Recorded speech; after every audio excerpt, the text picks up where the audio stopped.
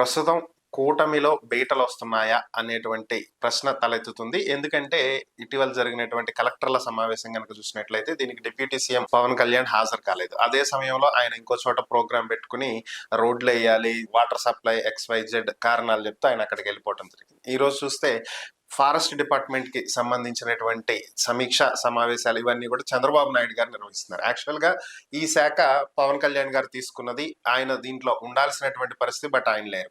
So ఇవన్నీ గమనిస్తే wanted గా పవన్ కళ్యాణ్ దూరంగా ఉంటున్నారా, లేదంటే వీళ్ళే దూరం పెడుతున్నారా అనేటువంటి ప్రశ్నలు తలెత్తుతున్నాయి. మరి వీటి మీదే మనతో విశ్లేషించడానికి ప్రముఖ హైకోర్టు న్యాయవాది రజనీ గారు మనతో ఉన్నారు. ఆమెతో మాట్లాడదాం. నమస్తే రజనీ గారు.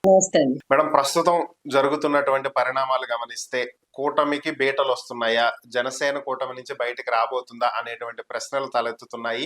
మరి డిప్యూటీ సీఎం లేకుండా కలెక్టర్ల సమావేశం జరిగింది. మరి ఇప్పుడు ఫారెస్ట్ డిపార్ట్మెంట్ కి సంబంధించిన సమీక్ష కూడా చంద్రబాబు నాయుడు గారు చేస్తున్నారు. మరి వీటిని ఎలా చూడాలి సార్? ముఖ్యంగా కూటమిని బీటలు అనేది ఎప్పటికీ జరగదు సార్. ఎందుకంటే పవన్ కళ్యాణ్ గారు చాలా నిబద్ధతగా రాష్ట్ర ప్రజల సంఘ తర్వాత అండి కూటమిని కాపాడుతున్నారు. రాష్ట్ర ప్రజలను కాపాడడం కాదు, కూటమిని కాపాడుతున్నారు. కూటమిని ఎక్కడా బీటలు రానివ్వట్లా. కూటమికి విరుద్ధంగా మాట్లాడిన వాళ్ళని అవసరమైతే బయటికి పంపించేస్తారు, కానీ కూటమి తప్పు చేసినా ఒప్పు చేసినా మనం కూటమితోనే ఉండాలి. సో ఇది చాలా ఆశ్చర్యభరితం. ఎందుకంటే నిన్న మొన్న కూడా అసెంబ్లీలో చెప్తున్నారు, ఇష్టాచారంగా మాట్లాడేసి కులాల వెనకాల దాక్కుంటున్నారు అని.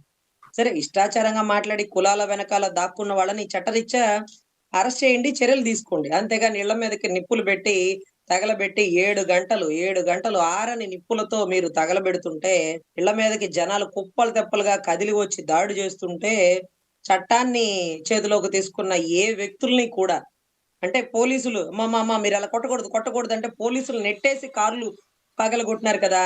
మరి వాళ్ళకి ఐపీసీ సెక్షన్ 353 అంటే ఇప్పుడు మారిపోతున్న బిఎన్ఎస్ కాదులేండి, ఆ సెక్షన్ వర్తించదా అండి? పోలీసుల మాట వినకుండా వెళ్లిన ప్రతి ఒక్కరు, దాడికి పూనుకున్న ప్రతి ఒక్కరు నాన్ బెయిలబుల్ అఫెన్స్.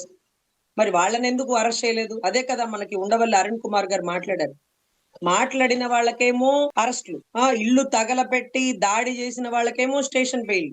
ఏంటిది చట్టాలు అంటూ ఉండవల్లి అరుణ్ కుమార్ గారు కూడా సంబోధించారు. So whatever it may be, మనము కూటమిని కాపాడాలి, ప్రజల్ని కాపాడాలి, ప్రజలు మన మీద పెట్టుకున్న నమ్మకాన్ని కాపాడాలి. సో ఇక్కడ ఏదైతే ఫారెస్ట్ అధికారులకు సంబంధించిన సమీక్ష సమావేశంలో చంద్రబాబు గారు మాట్లాడినటువంటి విధి విధానం, అక్కడ ఆ ఏరియాలో రోడ్లు వేయించాలట. బహుశా కలెక్టర్ గారు చెప్తున్నారు అక్కడ వాటర్ లేదు, లేకపోతే రోడ్లు వేయాలి, అక్కడ ఫారెస్ట్ వాళ్ళు పర్మిషన్ ఇవ్వట్లేదు అని. అంటే చాలా ఆశ్చర్యం అనమాట. ఫారెస్ట్ వాళ్ళు పర్మిషన్ ఇవ్వట్లేదు అంటే ఫారెస్ట్ పరిధిలో ఉండేటటువంటి ఏ భూమి మీద ఏ ఫారెస్ట్ అధికారి పర్మిషన్ ఇవ్వడు. అది సీఎం చెప్పిన ఇవ్వరు, అది సెంట్రల్. ఫారెస్ట్ అనేది వైల్డ్ లైఫ్ యాక్ట్ ప్రకారం అక్కడ పర్మిషన్లు ఉండవు. కాకపోతే చాలా మంది ఎన్నో సంవత్సరాల నుంచి అక్కడే ఇల్లు కట్టుకుంటుంటారు.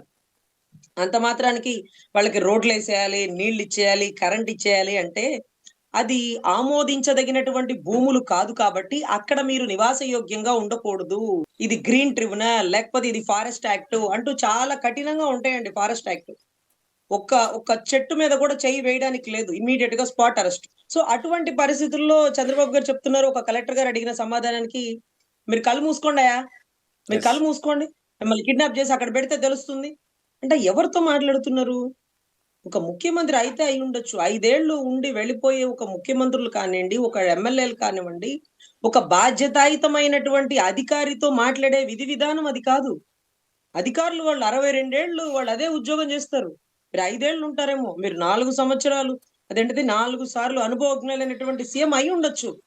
కానీ ఫారెస్ట్ అధికారులని కళ్ళు మూసుకోండి అంటారు, ఫారెస్ట్ అధికారులు మిమ్మల్ని కిడ్నాప్ చేస్తే తెలుస్తుంది అంటారు. మీరు అలా మాట్లాడతారు? అక్కడ నీళ్లు ఇవ్వాలి, రోడ్లు వేయాలి, కరెంట్ ఇవ్వాలి అని మీరు దాని మీద స్టాంప్ వేస్తే, ఇవాళ అటువంటి సంతకాలు స్టాంప్ వేయాల్సినటువంటి ఫైళ్లు ఒక 2000 ఉంటాయి. ఖాళీగా ఉండే భూములు కదా అని అందరూ వెళ్ళి అక్కడ ఇల్లు కట్టేసుకుంటా ఉంటారు. వాళ్ళకి water facility, current facility, road facility ఉండదు. కానీ ఇప్పుడు మీరు ఫెసిలిటీస్ ఇచ్చేస్తే మరి మాకు కూడా ఇవ్వండి అంటే వస్తారు. గతంలో ఎప్పుడో ఒక 20, 30, 40 సంవత్సరాల క్రితం ఇందిరాగాంధీ ఎమర్జెన్సీ టైంలో ఒక కురిచేడు పరిసర ప్రాంతాల్లో ఒక 30 ఎకరాలు అటవీ భూమి అంటూ దాని గురించి చెప్పారు. అయితే దాన్ని పేదలకు ఇచ్చే ఇళ్ల పట్టాలుగా ఇచ్చినారండి. ఆ క్లయింట్ నా దగ్గరకు వచ్చినాడు, అమ్మమ్మ మాకు ఇది ఇళ్ల పట్టాలుగా ఇచ్చినారు ఇందిరాగాంధీ టైంలో, కానీ ఇప్పుడు అక్కడ పెద్ద పెద్ద వృక్షాలు వెలిసిన అక్కడ వాటర్ లేదు కదా, మేము పొలం చేసుకోలేదు, ఇప్పుడు పెద్ద పెద్ద చెట్లు వచ్చేసినాయి, అది ఫారెస్ట్ వాళ్ళది వాళ్ళది అంటున్నారు అన్నాడు. నేను అక్కడ కురిచేడు ఎంఆర్ఓ గారితో మాట్లాడినాను. అమ్మ, ఫారెస్ట్ అధికారుల దండానికి మీ మ్యాప్ చూపించండి, మీది ఫారెస్ట్ భూమి అని చూపించండి అంటే, లేదండి ఆ మ్యాప్ ఎక్కడో ఉంది, అది వెతుకుతున్నారు దొరుకుతుంది అని. అది ఇలాగే చెప్తూ 4 సంవత్సరాలండి నేను ఆ కేసు తిరగతోడి 4 సంవత్సరాల క్రితం నుంచి, అంటే గత గవర్నమెంట్ లో 2 సంవత్సరాలు ఎండకి వానకి ఆర్టీసీ బస్సుల్లో వెళ్ళి ఆ కేసు కోసం చాలా కష్టపడ్డా. ఈ రోజుకి ఆ కేసు ఛేదించలా. అక్కడున్న వాళ్ళు అంటారు, మీ శాఖ మంత్రి మీ అన్నయ్య కదా అంటారు. అయితే అక్కడ అధికారులకు కూడా తెలుసు, ఈ రోజుకి మ్యాప్ తీసి ఇది మీదా మాదా అని చెప్పడానికి కూడా నిర్లక్ష్య ధోరణితో ఉన్నారు. సరే, వాళ్ళు నిర్లక్ష్య ధోరణితో ఉన్నారు. మన దగ్గర మందే అనడానికి పట్టా ఉంది కదా, ప్రభుత్వం ఇచ్చిన పట్టా ఉంది కదా. వాళ్ళ దగ్గర వాళ్ళది అనడానికి మ్యాప్ లేదు కదా. మన దగ్గర పట్టా ఉంది కదా, మన చేలోకి మనం వెళ్ళిపోయి చెట్టు మీద గొడ్డలేసి నరికేద్దాము అంటే, అమ్మమ్మమ్మమ్మ, ఫారెస్ట్ భూముల్లోకి మనిషి వెళ్ళినా, గొడ్డలేసినా, ఒక చెట్టు నరికినా అదొక పెద్ద నాన్ బెయిలబుల్ అఫెన్స్ అట, క్రైమ్ అట. మరి ఈ విషయం తెలిసి ఒక న్యాయవాదిగా అక్కడ ఉన్న ప్రజలను వారించి, ఆగండమ్మా తెస్తారు మ్యాప్ పాయింట్, మనం ఫారెస్ట్ భూముల్లోకి పోకూడదు, ఒక గజం కూడా మనం లోపలికి వెళ్ళకూడదు, ఒక చెట్టు మీద కూడా మనం చెయ్యి వేయకూడదు అంటూ అక్కడ ఉండేటటువంటి బాధితులకి, రైతులకి అవేర్నెస్ ఇచ్చేదాన్ని. ఈ రోజు మీరు ఫారెస్ట్ అధికారులని కళ్ళు మూసేసుకోండి, మిమ్మల్ని కిడ్నాప్ చేస్తే తెలుస్తుందయా, ప్రజలకి నీళ్లు కావాలయ్యా, రోడ్డు కావాలయ్యా. అవును, ప్రజలు, వాళ్ళకి ఓటు హక్కు ఉంది, వాళ్ళకి మీరు అన్ని ఫెసిలిటీస్ ఇస్తారు. పాపం చెట్లు కదా, వాటికి ఓటు హక్కు లేవు, వాటితో మీకు పని లేదు. ఆ చెట్లు నరికేసినా పని లేదు, ఆ చెట్లు ఎడిపోయినా పని లేదు, ఫారెస్ట్ తో మీకు అసలు అవసరమే లేదు. మీకు అవసరం ఏంటి? మనుషులు. అక్కడ వాళ్ళు ఓటర్లు. చూడమ్మా, ఇక్కడ రోడ్డు శాంక్షన్ చేసినాం కదా, మన గవర్నమెంట్ వచ్చాక కదా, మీ ఓట్లన్నీ మాకే. ఎందుకు రోడ్డు శాంక్షన్ చేసినావు? నీ డ్యూటీ నువ్వు చేసినావు, నీ పని నువ్వు చేసావు. నువ్వు నెలాఖరికి జీతం తీసుకుంటున్నావో లేకపోతే ప్రజలతో ఎంపిక అయ్యావో, నీ పని నువ్వు చేస్తున్నావు. ఇదిగో ఇక్కడ రోడ్డు వేసినా చూసావా, ఇదిగో ఈసారి కూడా ఓట్లు మనకే, మనం అసలు పక్కకు పోకూడదు. సో ఇది చాలా తప్పండి.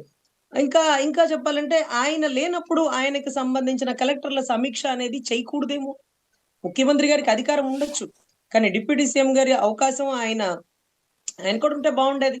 ఆయన లేకుండా ఆయన కలెక్టర్ల మీద ఈయన అజమాయిషీ చేయడం, నేను మీ డిప్యూటీ సీఎం గారికి చెప్తాను, మీ ఫారెస్ట్ మంత్రి గారికి చెప్తాను అంటూ వాళ్ళ అధికారులని కళ్ళు మూసుకోమండం. వాళ్ళ అధికారులు గతంలో మీకు గుర్తుందో లేదో, బుడ్డా రాజశేఖర రెడ్డి గారు శ్రీశైలం పరిసర ప్రాంతాల్లో బుడ్డా రాజశేఖర రెడ్డి గారు ఒక అటవీ శాఖ అధికారులని రేలగొట్టారు. ఆయన పేరు రాము నాయక్ అండి. భీమ్లా నాయక్ అయితే బాగుండేది, గట్టిగా రేలేసి ఉండేవాళ్ళు భీమ్లా నాయక్ కూడా.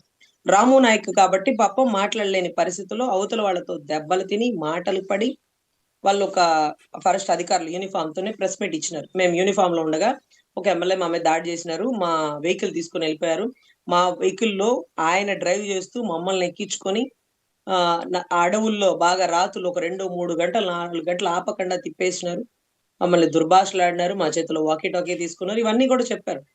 గౌరవ ఫారెస్ట్ శాఖ మంత్రి గారు వాటి మీద ఎటువంటి చర్యలు తీసుకోవాలి. కానీ చాలా దృఢంగా ఎఫ్ఐఆర్ అయితే కట్టించినారు. ఎఫ్ఐఆర్ కట్టించిన వెంటనే అరెస్ట్ ఉంటుంది, అది ఎమ్మెల్యే అయినా ఎంపీ అయినా ఒకటే కదా. కానీ ఆయన జోలికి పోలా.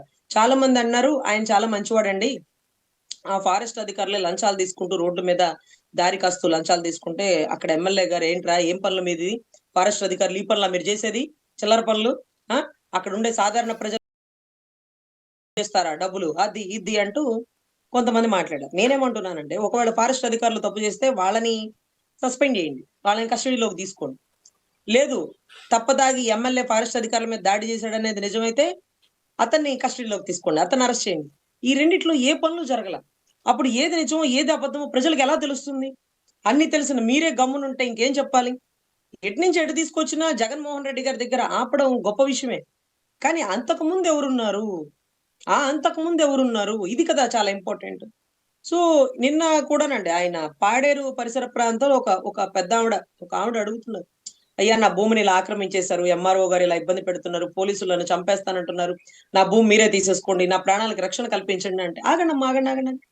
మీరు మీరు మీరు అలా చెప్పకూడదు, ఆగండి. మీరు అధికారులు నమ్మకపోతే ఎలా?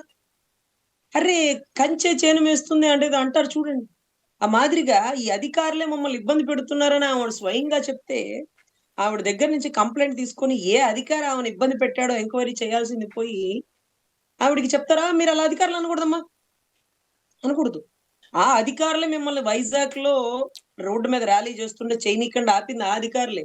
అప్పుడు మీరు అదే అధికారులు అని అన్నారు, అదే యూనిఫామ్ లో ఉండే అధికారులు అన్నారు, మీరేంటది మమ్మల్ని ఆపేస్తారా, అది ఇది అని అడిగారు. నడి రోడ్డు మీద మిమ్మల్ని జగ్గయ్యపేట దగ్గర నిర్బంధించినప్పుడు అదే అధికారులను మీరు అన్నారు, మీరు మమ్మల్ని ఆపేస్తారా? అదే ఆంధ్రాకి రావడానికి తల్లి కూడా నాకు రక్షణ లేదు, నా భూమి కోసం నన్ను చంపేస్తున్నారు అంటూ ఆ తల్లి కూడా అదే అధికారులను నిందిస్తూ మీకు చెప్తుంటే, అవునమ్మా నేను చాలా బాధపడ్డ అధికారులతో. అధికారులు కదా అంటే అందరూ మంచి వాళ్ళు ఉండరు కదా, నిన్ను ఇబ్బంది పెట్టే వాళ్ళు కూడా ఉంటారు. ఎంక్వైరీ చేద్దాం, నీకు ఖచ్చితమైన న్యాయం చేద్దాం అని అంటే బాగుండు. ఆవిడ చెప్తున్నారు, ఎప్పుడమ్మా ఎప్పటి నుంచి అమ్మా ఈ సమస్య అన్నారు. అంటే 2015 నుంచి అంది అని చెప్పిందండి. మీరు అది ఒకసారి రికార్డ్ చేసి పక్కన ప్లే చేయండి. 2015 నుంచి అని. అయితే వెంటనే గౌరవ పవన్ కళ్యాణ్ గారు అన్నారు, మరి మీరు గత గవర్నమెంట్ లో జగన్ రెడ్డి గారి దగ్గర ఎందుకు ఇంత స్వేచ్ఛగా మాట్లాడలేకపోయారు? ఆ స్వేచ్ఛను మేము కల్పించినాం, మేము ఉన్నాం కాబట్టి మీరు మాట్లాడగలిగారు, మేము ఉన్నాం కాబట్టి మీరు మా ముందు ప్రశ్నించారు అన్నారు. అధ్యక్ష, 2015లో ఏ గవర్నమెంట్ ఉంది? 15, 16, 17, 18, 19 వరకు ఏ గవర్నమెంట్ ఉంది? ఆ గత గవర్నమెంట్ లో 4 సార్లు అనుభవజ్ఞులైనటువంటి గౌరవ సీఎం గారు ఉన్నారు కదా. ఇతనంటే నిన్నగాక మొన్నొచ్చినాడు. సీఎంగా అనుభవం లేకపోవచ్చు. 2 సంవత్సరాలు కరోనాతో వృధా అయిపోయి ఉండొచ్చు. మిగతా 3 సంవత్సరాలు కరోనా టైంలో గాని, 3 సంవత్సరాలు గాని ఎక్కడా బటన్ నొక్కడం ఆపలా, పథకాలు ఇవ్వడం ఆపలా. జరుగుతుంది గదా. అతనికి అనుభవం లేదు సరే. మీకు అనుభవం లేదు, అతనికి అనుభవం లేదు. అనుభవజ్ఞులు ఏం చేసినారు? 2015 నుంచి ఆ తల్లి అప్పట్లో ఉన్నటువంటి చంద్రబాబు గారి దగ్గరికి ఎందుకు పోయి ప్రశ్నించలేకపోయింది? అంటే ప్రశ్నించనివ్వలేదా? అంటే ఈ స్వేచ్ఛని వాళ్ళు కూడా హరించారు కదా. ఫర్ సపోజ్ మీరు సుగాలి ప్రీతి గురించి కవాతులు చేసినప్పుడు ఆ గవర్నమెంట్ లో మీకు పర్మిషన్ ఇచ్చి కవాతులు చేసుకోవడానికి అవకాశం ఇచ్చింది. మీరు వచ్చినారు, రోడ్డు మీదకి వచ్చినారు, స్టేజ్ కట్టినారు, ర్యాలీలు చేసినారు, వాయిస్ ఇచ్చినారు. ఏమి ఇచ్చినారు? జగన్ రెడ్డి నిన్ను ఊరుకునేదే లేదు, ఆ తల్లికి నేను రాగానే న్యాయం చేస్తానన్నారు. మీరు ఒకటి గుర్తుపెట్టుకోవాలి, ఆ ఇన్సిడెంట్ జరిగింది ఏ సంవత్సరంలో? అప్పుడు ఏ ముఖ్యమంత్రి ఉన్నారు? ఆ ముఖ్యమంత్రి గారిని ఒక్క మాటన్నా అన్నారా? అప్పటికి ఇంకా మీరు టీడీపీ, జనసేన కూడా కలవలేదు కదా. కలవలేదు కదా. కానీ మీరు ఎక్కడ కూడా పొల్లు పోయి పొర్రపాటును కూడా మీరెక్కడా కూడా చంద్రబాబు గారిని విమర్శించలా. ఇది చాలా ఆశ్చర్యార్థకం. ఏదో మీరు ఆ జైల్ సీన్‌లో కలిసారని మేము అనుకుంటున్నాం కానీ, నాకిప్పుడు డౌటొస్తుంది. సుగాలి ప్రీతి విషయంలో ఆ తల్లి అంటుంది కదా, ఆ గవర్నమెంట్‌లో అని అంటది కదా. ఏ గవర్నమెంటు? ఇన్సిడెంట్ జరిగినది ఏ సంవత్సరమో ఆ గవర్నమెంట్‌లో 2 సంవత్సరాలు. 17, 18, 19 ఆ ఇన్సిడెంట్ జరిగిన టైం. ఫర్ సపోజ్ 18 ఒక 2 సంవత్సరాలేమో. అక్కడ ఎవిడెన్స్ తారుమారైపోయింది. అప్పటినుంచి ఒక బాధ్యత లేకుండా 4 సంవత్సరాల అనుభవం అని చెప్పుకునే చంద్రబాబు గారు ఒక ఆడబిడ్డకి అన్యాయం జరిగితే ఆధారాలు తారుమారు చేసినారని ఎక్కడ కూడా మీరు స్లిప్ అవ్వలా. మరెప్పుడు మీ టార్గెట్ జగన్ రెడ్డి గారు. మీరేం చేసినారు? ఏం చేయలేదు. ఆ రోజు నీ కోసం పోరాడినా కదమ్మా! అందుకే కదా నీకు భూములు ఇచ్చినాడు. మీరు పోరాడకపోయినా భూములొస్తాయి. మీరు పోరాడారని వచ్చినవి కాదు.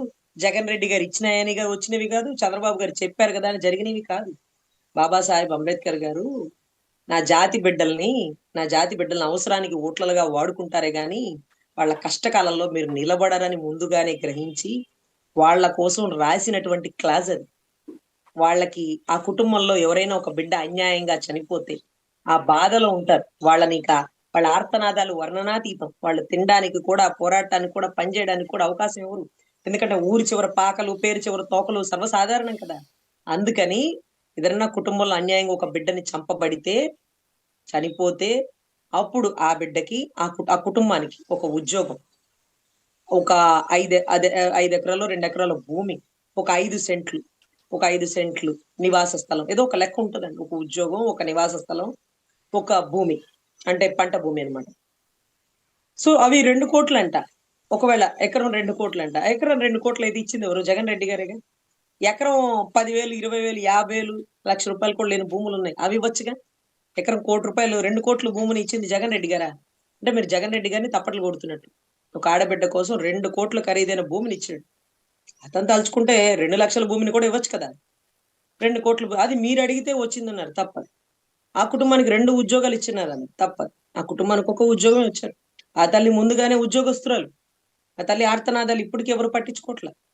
వస్తే పార్టీ ఆఫీస్‌కొస్తే "అమ్మా భోంచేసాలండి" అంటూ 3, 4 గంటలు కూర్చోబెట్టి భోంచేసి ఎళ్ళమంటారట. భోజనం కోసం ఇంత దూరం రాలేదండి. న్యాయం కోసం వచ్చినాం. ఆ రోజు అన్న నా ఆర్తనాదాలు విన్నానన్నారు. నేనున్నానన్నారు. ఫస్ట్ సంతకం నాదన్నారు. ఒకవేళ పెట్టలేకపోవచ్చు. కానీ రాగానే అమ్మ తల్లి ఏమి చేయలేకపోతున్నాను. బాగున్నావమ్మా? చిన్నమ్మాయి ఏం చదువుకుంటుంది? చిన్నమ్మాయికి నేను దగ్గరుండి చదివిస్తాను. ఎంతో మందిని ఆదుకుంటారు కదా.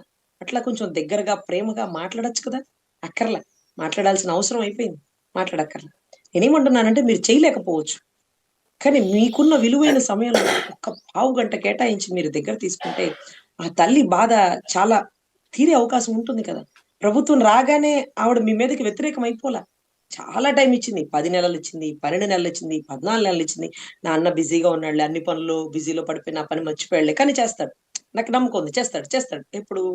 చూసి బయటకొచ్చి నువ్వు ఓట్ల కోసం నా బిడ్డ చావుని వాడుకున్నావు అనేసి. ఓట్ల కోసం. ఇంకొక ప్రబుద్ధుడు చెప్తారు.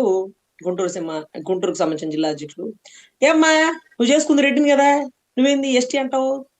సుగాలీలంటే ఎవరు తెలుసా? రెడ్లు కాదు. సుగాలీలంటే ఎవరు తెలుసా? ఎస్టీ తాండాలకు సంబంధించిన బిడ్డలు.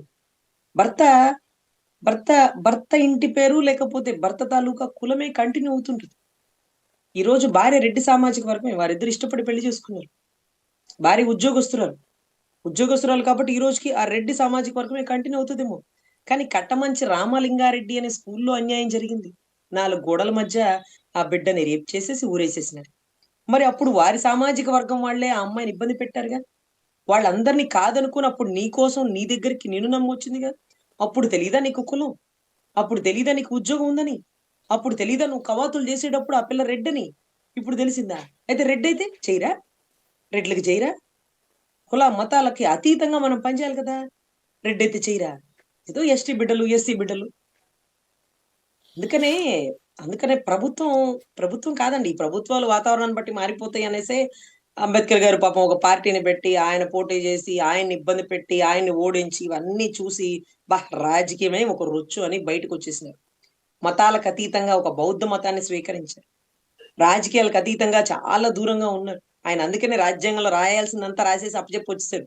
చూడు ఇప్పుడు ఏ మూలున్నా ఆయనున్నా లేకపోయినా ఇదంతా ఆయన పుణ్యమే అంటూ ప్రతి ఒక్క, ప్రతి ఒక్క పోలీస్ స్టేషన్‌లో, ప్రతి ఒక్క గవర్నమెంట్ ఆఫీసులో ఆయన ఫోటో ఉంటది. ఆయన ఫోటో ఉంటదండి. సో, ఇక్కడ కూటమికి బీటలు రావు అని ఎందుకు అంత దృఢంగా చెప్తున్నానంటే ఏది ఎక్కడ జరిగినా పవన్ గారి ఒకే ఒక్క టార్గెట్ జగన్ గారు. సో, ఆయన అల్టిమేట్‌గా కూటమిలోంచి బయటికి రారు. ఒకవేళ బయటికొస్తే మీరు చూసినారు గతంలో నన్నెంత బాగా పొగిడారు కూటమి వాళ్ళు. కూటమిలోంచి బయటకొచ్చాక చూడండి నన్నెలా తిడుతున్నారు. ఎన్ని కామెంట్స్ పెడుతున్నారు. ఎన్ని వీడియోస్ చేస్తున్నారో నా మీద. ఆఖరికి మీకు తెలుసు నేనెప్పుడు హాఫ్ కోట్ వేసుకుంటా. అది నాకు కొంచెం హెల్త్ ఇష్యూ వల్లనా లేకపోతే చున్నీ నాకు కంఫర్ట్ కాదని వేసుకుంటా. మొన్న ఈ మధ్య ఎవరో ఒక ఆవిడొచ్చి "హాఫ్ కోట్ కూడా వేసుకోకూడదు నువ్వు. నువ్వెలా వేసుకుంటావు? నువ్వెవరు? నువ్వది, నువ్విది" అని మాట్లాడేసి. అరె! ఇన్ని సంవత్సరాలు అదే హాఫ్ కోటే కదా! అమరావతి ఉద్యమంతోనో, ర్యాలీల్లోనో, లేకపోతే సభల్లోనో, మీడియాలోనో మాట్లాడింది. ఎప్పుడన్నా కండువ కప్పుకోవడం చూసినారా అండి? ఎప్పుడు కండువ కప్పుకోను. అది నాకిష్టం లేని పని. నా నా వృత్తి. నా వృత్తి నా dignity. Dignity of labour. So, అలాంటి పరిస్థితుల్లో ఆయన బయటికొస్తే ఆయన ఫస్ట్ చేసే కామెంట్ ఏంటంటే గతంలో చేసిన కామెంటే. "నెత్తిన రూపాయి పెడితే పావలాకు కూడా చెల్లవు పవన్ కళ్యాణ్. నువ్వా నన్ను మాట్లాడేది? మేమెంత చదువుకున్నామో తెలుసా? నువ్వేం చదువుకున్నావు?" అని అడిగిన చంద్రబాబు గారు. ఒక దరిద్రుడు ఇంకొకటి అంటూ మాట్లాడినటువంటి అయ్యన్న పాత్రుడు గారి కొడుకు అనుకుంటా. చిరంజీవి గారు పెట్టాడు. ఒక దరిద్రుడొచ్చాడు పార్టీ పెట్టి. ఇంకొకడొచ్చాడు అంటూ మాట్లాడారు. నోటికి ఎంతొస్తే అంత మాట్లాడారులెండి. అది వాతావరణం. అది అప్పుడు సమయం. కానీ ఆయన అన్ని దిగమింగి రాష్ట్ర అభివృద్ధి కోసం తనను తాను తగ్గించుకున్న వాడు హెచ్చింపబడతాడు అంటారు. హెచ్చివేస్తున్నారా? తీసివేస్తున్నారా? బాగారం చేస్తున్నారా? అనేది సెకండరీ. రాష్ట్రం మాత్రం ఎప్పుడూ లేని కష్టాలు అనుభవిస్తుంది అనేది వాస్తవం. అది అమరావతి గాని, పోలీస్ వ్యవస్థ గాని, ఈరోజు గాంజాయి గాని, డ్రగ్ గాని, తప్పిపోయిన 30,000 పైచిలుకు ఆడబిడ్డల విషయం గాని, ఈరోజు వాలంటీర్లు గతంలో ఎదుర్కొంటున్న సమస్యలు గాని, వాటెవర్ ఇట్ మే బి. ఈరోజు ఆ ఉద్యోగాలు కూడా లేవు. 5 కాదు 10 ఇస్తామన్నారు. వాళ్ళని అపాయింట్ చేసే ఉద్దేశం లేదు. వాళ్ళని అపాయింట్ చేసినా వాళ్ళందరూ జగన్ తాలూకా మనుషులేనని భావించి వాళ్ళని అపాయింట్ చెయ్యట్లా. వాళ్ళని అపాయింట్ చెయ్యట్లా. వాళ్ళని అపాయింట్ చేస్తే వాళ్ళు ఇప్పటికి ఆయన సైన్యంగానే పనిచేస్తారు. ఎవరు అపాయింట్ చేసినా, ఆ రోజు మాకు ఈ అవకాశం ఇచ్చింది ఆయనే అనే ఒక విశ్వాసం ఉంటది. అందుకని ఎందుకే వీళ్ళ వల్ల ఉపయోగం లేదు. వీళ్ళంతా ఆయన మనుషులే. వీళ్ళని మేపాల్సిన పనేముంది? వీళ్ళని పెంచి పోషించాల్సిన అవసరం ఏముంది? తీసి పడేసినారు. మీరిచ్చిన మాటను తప్పారు. ఇప్పుడేమో అదేంటది ఇద్దరు పిల్లలు, ముగ్గురు పిల్లలు కనండి, నలుగురు పిల్లలు కనండి, మనిషికి 25,000 ఇస్తాం, 50,000 ఇస్తాం. అంటే ఆడబిడ్డలతో అంటే ఆడబిడ్డల అవసరం ఆయనకిప్పుడు తెలిసింది. ఆడబిడ్డలు రాష్ట్ర జనాభాని పెంచుతారని ఇప్పుడు గుర్తించినారు. కానీ అదే ఆడబిడ్డ తన కొడుక్కి తోడుగా ఒక ఆడబిడ్డని కనాలని తనకనిపించలా? తన కోడలికి ఒక ఆడబిడ్డ, ఒక మగబిడ్డ దేవాంష్. దేవాంష్ తోడుగా ఇంకొక ఆడబిడ్డని కనాలని వారి కోడలు గారికి అనిపించలా? అంటే నందమూరి వారికి, నారా వారికి ఆడబిడ్డలతో పని లేదు. కానీ రాష్ట్రంలో ఆడబిడ్డలు మాత్రం బిడ్డలు కనేసి ఎంపీ టికెట్లు పెంచేయాలి. ఎంపీ టికెట్లు పెంచేయాలి. సో పార్లమెంట్ లో వీళ్ళు శాసించాలంటే రాష్ట్రంలో మేము పనిచేయాలి. అవును మరి. మిషన్లు, యంత్రాలు, ముగ్గురికైతే ఎంత, నలుగురికైతే ఎంత యంత్రాలు వాడినట్టు ఆడబిడ్డల అవయవాలని ఒక పనిముట్లుగా చేసి, ఒక యంత్రాలుగా చేసి మీరు ఆక్షేపిస్తున్నారు. ఆగ్ర మీరు అధికారం జులుం చూపిస్తున్నారు. సో దయచేసి తప్పు సార్. ప్రభుత్వం తీసుకునే ప్రతి నిర్ణయం చర్చలు లేకుండా, ఎవరి మీద అయితే ఒక డెసిషన్ తీసుకుంటున్నారో వాళ్ళతో చర్చించకుండా, ఇప్పుడు ఫర్ సపోజ్ రైతుల దగ్గర నుంచి భూములు తీసుకుంటే రైతులతో డిస్కషన్ పెట్టినారు కదా, మరి మా మీద ఇంత గొప్ప పథకం తెస్తున్నప్పుడు మాతో చర్చించాలి కదా, గైనకాలజిస్ట్ తో చర్చించాలి కదా, మా ఆరోగ్య పరిస్థితులు చూడాలి కదా. నాకు ఒక బిడ్డే సార్, ఇంకొక బిడ్డని కనాలని ఉంటుంది. నాకు అనారోగ్య సమస్యల వల్ల డాక్టర్లు కనద్దన్నారని ఈ రోజుకి బాధపడుతుంది. అరే ఒక బిడ్డ బిడ్డే కాదు, ఒక తల్లి తల్లే కాదు అన్నట్టుగా చెప్పుకుంటారు కదా. సో ఇటువంటి పరిస్థితుల్లో అవతలోళ్ళు కన్నప్పుడు నేనేమంటా, మీకేం రోగం అమ్మా, కనొచ్చు కదా, ఒక ఇద్దరన్నా ఉండొచ్చు కదా, ఒక బిడ్డకి తోడు ఇంకో బిడ్డ ఉండాలి కదా అంటాం. సో ఇటువంటి పరిస్థితుల్లో ప్రతి డెసిషన్ అండి, ఆయన కూటమిలోంచి బయటకు వస్తారనేది అవాస్తవం. అది ఎప్పటికీ జరగదండి. ఆయన ఎప్పటికీ కూటమినే కాపాడుతారు. చాలా మంది అడుగుతున్నారు, ఇన్ని సంవత్సరాల నుంచి జనసేన ఏం సాధించింది, జనసేన ఆవిర్భావ దినోత్సవం అంటే నేను చెప్పిన 2014లో చంద్రబాబు గారు ముఖ్యమంత్రి చేసినారు, అది సాధించింది. 2024లో మళ్ళీ చంద్రబాబు గారిని అగైన్ ముఖ్యమంత్రి చేసింది, ఇది సాధించింది. ఇప్పుడేం సాధిస్తుంది అంటే కూటమి బీటలు పడకుండా కూటమిని కాపాడుతూ వారి జయాన్ని సాధిస్తుంది. So whatever it okay. May be అండి, ప్రజలు ఆలోచిస్తున్నారు, ప్రజలు గమనిస్తున్నారు, ప్రజలు ప్రతిదీ మీడియా ద్వారా తెలుసుకున్నారు. కాబట్టి అకౌంటబిలిటీ ఉండేటటువంటి నాయకులు చిత్తశుద్ధిగా పరిపాలించాలని కోరుకుంటున్నాను.